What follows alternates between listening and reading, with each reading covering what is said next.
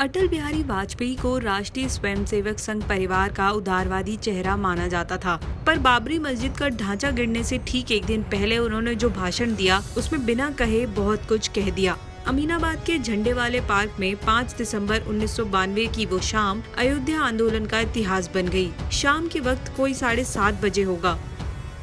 दिसंबर की कड़ी ठंड के बावजूद लोग एक पार्क में अटल, आडवाणी और जोशी को सुनने के लिए काफी बड़ी संख्या में मौजूद थे और बेसब्री से उनका इंतजार कर रहे थे। घड़ी की सुई आगे बढ़ रही थी, लेकिन आडवाणी और जोशी के रथ लेट हो रहे थे।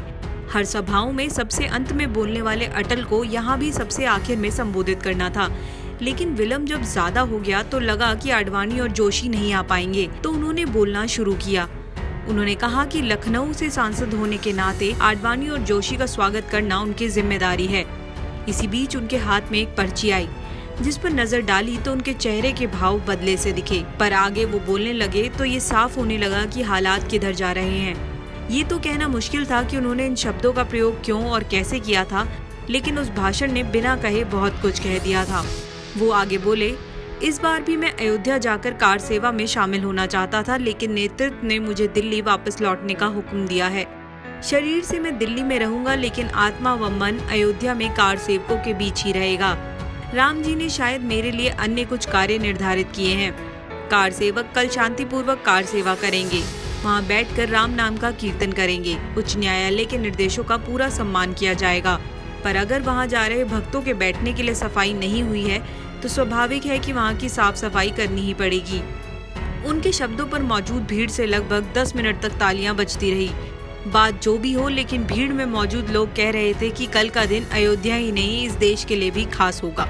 लखनऊ में सभा के बाद आडवाणी और जोशी अयोध्या पहुंचे। वे अपने प्रतीकात्मक कार सेवा की घोषणा की। तय हुआ कि कार सेवक सरयू से एक एक मुट्ठी बालू लाकर श्री राम जन्मभूमि स्थल से कुछ दूर निश्चित किए गए स्थान पर डालेंगे।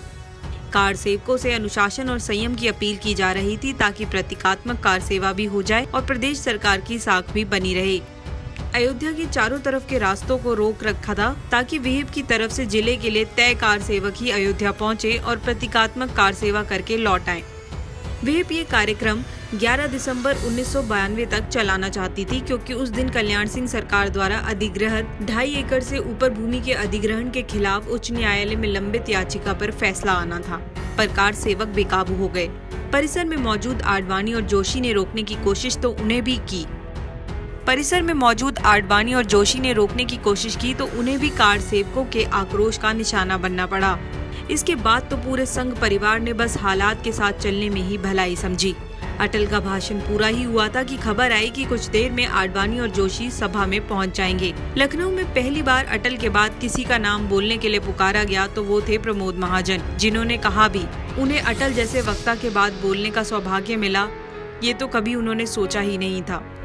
भाजपा के वरिष्ठ नेता राजेंद्र तिवारी बताते हैं कि अमीनाबाद की सभा के बाद अटल बिहारी वाजपेयी ने उस समय प्रदेश सरकार में ऊर्जा मंत्री ब्रह्मदत्त द्विवेदी को अयोध्या भेजा था।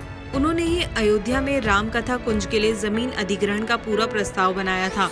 प्रदेश के बड़े वकीलों में गिने जाने वाले ब्रह्मदत्त फैजाबाद के प्रभारी भी थे और अटल बिहारी वाजपेयी के काफी विश्वसनीय लोगों में से भी थे।